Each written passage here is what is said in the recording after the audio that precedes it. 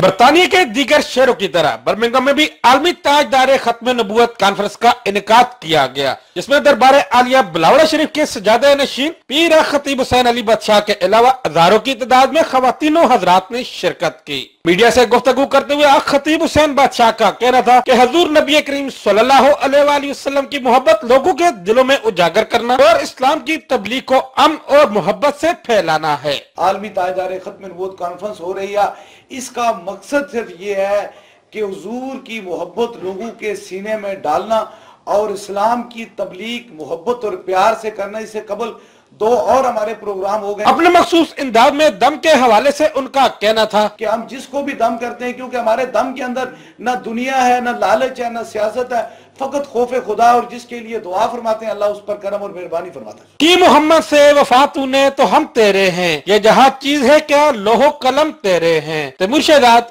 Samma, Birmingham.